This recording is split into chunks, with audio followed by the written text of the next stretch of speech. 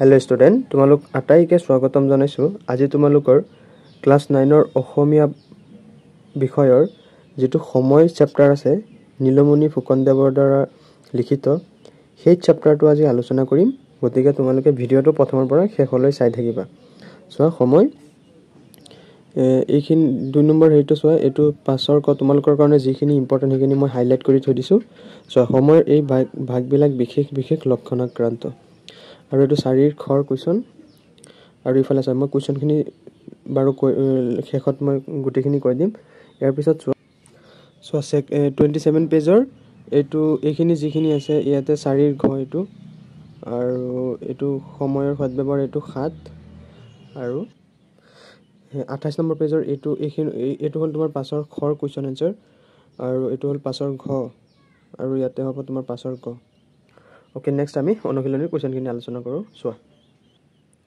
সোৱা এক সমুত্তৰ দিয়া সময়ক কিহৰ লগত তুলনা কৰিব পাৰি সময়ক নৈৰ সুতৰ লগত তুলনা কৰিব পাৰি খ সোৱা কিহৰ ওপৰত ভিত্তি কৰি সময়ক ভাগ কৰা হয় কাৰ্যকৰ্মৰ ওপৰত ভিত্তি কৰি সময়ৰ ডাঙৰ ভাগবোৰ কি সময়ৰ ডাঙৰ ভাগবোৰ হল যুগ কল্প আৰু শতাব্দী ঘ সোৱা সময়ৰ দণ্ড পল অনুপলক কি বোলা হয় সময়ৰ দণ্ড পল অনুপলক ভগ্নাংশ বোলা হয় সময় কি গতিত ঘূৰে বৃত্তাকাৰ গতিত ঘূৰে ইয়াৰ পিছত 2 নম্বৰ এলেহুৱাৰ দিন নাযায় নোপোৱাই উত্তৰ বিজ্ঞানৰ বলতক্ৰমে সময় নিৰূপক যন্ত্ৰপাতি উলিয়াই এই ভাগবিলাক কৰায়ত্ত কৰি মানুহে যাৱতীয় কাম সম্পাদন কৰি আহিছে মানুহে বৈজ্ঞানিক যন্ত্ৰপাতি সহায়ত সময়ৰ ক্ষুদ্ৰতম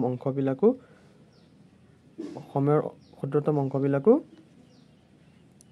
স্থিৰ কৰিব পাৰিছে যদিও সময়ৰ প্ৰকৃত যন্ত্ৰপাতি হৈছে কৰ্মৰ মাজেদি সময়ৰ গতি ধৰিব পাৰি এলেহুৱাসকলৰ মানত সময় যেন নাযায় নোপোৱাই শুই বহি দিন কটোৱা লোকসকলৰ বাবে 1 সেকেন্ড সময়ও যেন পাৰ নহয় কিন্তু কৰ্মী লোকৰ মনটো দিনটো চকুৰ প্ৰচাৰতে পাৰ হৈ যোৱা যেন লাগে কাম নকৰা এলেহুৱা মানুহসকলৰ বাবে সময়বোৰ আমনিদায়ক পাৰেই নহয় সেইবাবে কোৱা হৈছে এলেহুৱাৰ দিন নাযায় নোপোৱাই খসোৱা মানুহৰ এক কল্পই ব্ৰহ্মাৰ এদিন উত্তৰ মানুহৰ এবছৰে দেৱতাৰ এদিন বুলি কোৱা হয় মানুহৰ এক কল্প বা 1000 যুগে ব্ৰহ্মাৰ মাত্ৰ এদিন আৰু এৰাতি বিশ্বব্ৰহ্মাণ্ডৰ খণ্ড আৰু মহাপ্ৰলয়ৰ মাজেদি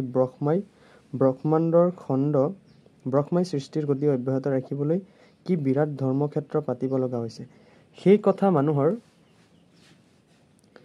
কথা মানুহৰ কল্পনা অতীত ব্ৰহ্মাই যিমানখিনি সৃষ্টিৰ কাম কৰিব লগা হয় মানুহৰ দিন ৰাতিৰ কামৰ তুলনাত যথাযথে 1000 যুগৰ কাম হৈ উঠে মানুহৰ এক কল্পই ব্ৰহ্মাৰ এদিন আৰু এৰাতি অৰ্থই এয়াই গোৱাছোৱা কৰ্মৰ মাজেদি সময়ৰ গতি ধৰিব পাৰি মানুহে বৈজ্ঞানিক যন্ত্ৰপাতিৰ সহায়ত সময়ৰ ক্ষুদ্ৰতম অংশবিলাককো স্থিৰ কৰিব পাৰিছে যদিও সময়ৰ প্ৰকৃত যন্ত্ৰপাতি হৈছে কৰ্মৰ মাজেদি হি সময়ৰ গতি ধৰিব পাৰি 100 বছৰ জীয়াই থাকি জীৱনত একো কৰিব নোৱাৰাতকৈ 50 বছৰ জীয়াই থাকি জীৱনত বহুত কিবা কৰাৰ মূল্য 100 বছৰতকৈ বেছি কৰ্মী লোকৰ বাবে সময়বোৰ প্ৰচাৰতে ঘূৰি যায় সেইবাবে বোধ কৰো মানুহৰ 100 বছৰে দেৱতাৰ এদিন বোলা হয় ব্ৰহ্মাই যিমানখিনি সৃষ্টিৰ কাম কৰিব লগা হয় মানুহৰ দিন ৰাতিৰ কামত যথাযথে 1000 যুগৰ কাম হৈ উঠে ইয়াৰ পিছত চোৱা 4টা 5টা বাক্যত উত্তৰ দিয়া 4 ক প্ৰাকৃতিক জগত বুলিলে কি বুজা প্ৰাকৃতিক জগত বুলিলে গছ-গছনি হাবি বননি চৰাই-চিৰিকটি কীট-পতংগ নদ-নদী পাহাৰ পৰ্বত জান জতকে আদিকে বুজায় আন কথাত আমাৰ সৈতে আমাৰ চাৰিওফালে যি বায়ু পানী আকাশ নক্ষত্ৰ জীৱ-জন্তু গছ-গছনি আদি আছে এই সকলোকে একেলগে প্ৰাকৃতিক জগত বোলে ওকে এতিয়া চোৱা 4 খ কোনো ঘটনাৰ ওপৰত ভিত্তি কৰি কিদৰে সময় ভাগ কৰিব পাৰি ইয়াৰ উত্তৰ হ'ব কাৰ্যকলাপ অৱলম্বন কৰিও সময়ৰ ভাগ কৰা হয় ধৰ্ম কলা সাহিত্য বুৰঞ্জী কিংবদন্তি যুদ্ধ বিগ্ৰহ ৰাজত্ব আদি বিষয়বিলাকে সময়ৰ একোটা ঢাপ তুলি সীমাবদ্ধ কৰি থৈ যায় ইয়াৰ পিছত চোৱা ঘ বিজ্ঞানৰ আৱিষ্কাৰৰ আগতে মানুহে কিহৰ ওপৰত ভিত্তি কৰি সময় সম্পৰ্কে অৱগত হৈছিল বিজ্ঞান মানুহে জগতৰ পৰিৱৰ্তনবিলাক লক্ষ্য কৰি একোটা সাধাৰণ উপায়েৰে সময় নিৰূপণ কৰি কাম চলাইছিল এঠাইলৈ যাবলৈ কিমান সময় লাগিব সেই কথা ৰিংটোৱে তামোলখন খাই শেষ কৰা কথাটো একোটা উশাহে নিৰ্ধাৰিত কৰিছিল বেলিটোৰ গতিৰ লগে লগে নিজৰ গাৰ ছাটো কিমান দীঘল ছুটি হয় তাক চাই সময় ঠিক কৰিছিল 5 চোৱা তলৰ প্ৰশ্নকেইটাৰ অন্তৰ্নিহিত ভাৱ বিশ্লেষণ কৰা চোৱা ক সময়ৰ এই ভাগবিলাক বিশেষ লক্ষণাক্ৰান্ত উত্তৰ সময়ৰ এই ভাগবিলাক বিশেষ বিশেষ লক্ষণাক্ৰান্ত। এই কাৰণে হিন্দু শাস্ত্ৰৰ মতে 4 যুগৰ লক্ষণবিলাক নিৰ্ণয় কৰি থোৱা আছে। কলি যুগত কল্কি অৱতাৰৰ পিছত সত্য যুগৰ প্ৰৱৰ্তন, খ্ৰীষ্টানসকলৰ মতে মিলেনিয়াম বা 1000 বছৰ যীশুৰ ৰাজত্ব, ইছলামৰ মতে শেষ ইমাম মেহেদীৰ আগমন ইত্যাদি ঘটনাৱলীয়ে একোটা যুগৰ লক্ষণ। এই যুগবিলাকৰ পৰিৱৰ্তনেই কল্পান্তৰ, চাইক্লিক আদি বিভিন্ন নামত প্ৰখ্যাত, অৰ্থাৎ সময় সদায় বৃত্তাকাৰ গতিত ঘূৰিবই লাগিছে। কাৰ্যগতিকে এই বৃত্তৰ ব্যাস আৰু পৰিধিৰ বেছ কম সময় বাবেই সময়ৰ বিভিন্ন বিভাগৰ কল্পনা। ইয়াৰ পিছত চোৱা সময়ৰ টিকনিডাল হেনো আগফালে। বহুত ইম্পৰ্টেণ্ট কুৱেশ্যন, তোমালোকে ধুনীয়াকৈ চোৱা। সময়ৰ টিকনিডাল হেনো আগফালে। কাজেই সময়তকৈ দুখোজ সদায় আগবাঢ়ি যাব নোৱাৰিলে, সময়ে পাখি লগা কাৰৰ দৰে উৰা মাৰিব খুজিলে, পাছফালৰ পৰা সেই টিকনি ধৰি ৰখা টান হয়। এই কাৰণেই জ্ঞানী আৰু কৰ্মী লোকে নিৰ্ধাৰিত সময়ৰ 2-4 মিনিট আগেয়ে হ'লেও প্ৰস্তুত থাকে। চকুৰ আগতে ৰেলখন এৰিলে বুলি আধা মিনিট সময় বেলি কৰি দিনটো ষ্টেচনত ৰৈ থাকিবলগীয়া হোৱা ঘটনাও নঘটা নহয়। নিৰ্ধাৰিত সময়ত উপস্থিত হ'ব নোৱাৰাত অৰ্থহানি, মনস্তাপ হোৱা দৃষ্টান্তও পোৱা যায়। পাছৰ পৰা বল দিয়া সেনা গৈ পোৱা 5 মিনিট পলম হোৱা বাবেই দিগ্বিজয়ী নেপোলিয়নে ৱাটাৰলু যুদ্ধত ঘাটিল বুলি কোৱা আছে। ইয়াৰ পিছত চোৱা সময়ৰ জোখ কামতহে, ঘড়ীৰ কাঁইট কেইডালত নাই। উত্তৰ, কৰ্মী লোকৰ সময়ৰ ভাগবিলাক দেখিলে আচৰিত হ'ব লাগে। মহাত্মা গান্ধীৰ 24 ঘণ্টাৰ কাৰ্যতালিকা চালেই এই কথাৰ গম ধৰিব পাৰি। পৰুৱাৰ দৰে লানি নিছিগা কামেও তেওঁক জুমুৰি দি ধৰিব নোৱাৰে। তেওঁলোকৰ মানত সময়ৰ সুৰঙা বোলা ঠাই এডোখৰ নাই। সুৰঙা থাকিলেও সি ভগা বেৰত জলঙা নহয়। বাঁহীৰ ফুটাকেইটাহে বাঁহীত মুখ দিয়া মাত্ৰেই আঙুলিবিলাক তাত নাচি উঠি সপ্তসুৰৰ ঢৌ তুলি দিয়ে। হয়নে? বিশ্ৰাম বোলা কথাটো তেওঁলোকৰ মানত বিশেষ ৰকমৰ শ্ৰমহে, তাৰ পৰা বিৰতি নহয়। তেওঁলোকে কৰ্মৰ পৰা অব্যাহতি নোলোৱা সাধাৰণ দুদিনীয়া জীৱন যাপন কৰি অনন্ত সময়ক কৰ্মগ্ৰন্থিৰে বান্ধি অনন্ত কাললৈ কি কৰে?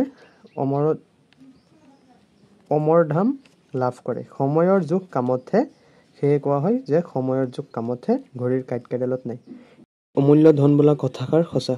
সময় অমূল্য ধন বোলা কথাষাৰ সঁচা। একোজন ধনকুবেৰে 1 মিনিটত হাজাৰ হাজাৰ টকা উপাৰ্জন কৰে। এজন মানুহে হয়তো গোটেই জীৱনত একেলগে 1000 টকা চকুৰে নেদেখে। ঘোঁৰা চেকুৰত 1 মুহূৰ্তৰ আগতে অহা ঘোঁৰাৰ গিৰিহঁতে লক্ষ লক্ষ টকা পোৱাৰ দৃষ্টান্ত আছে। ঘণ্টাত 20 মাইল যোৱা লৰী মটৰ এখনৰ উপাৰ্জন ঘণ্টাত 2 মাইল যোৱা গৰু গাড়ীখনৰ সমান হ'ব নোৱাৰে।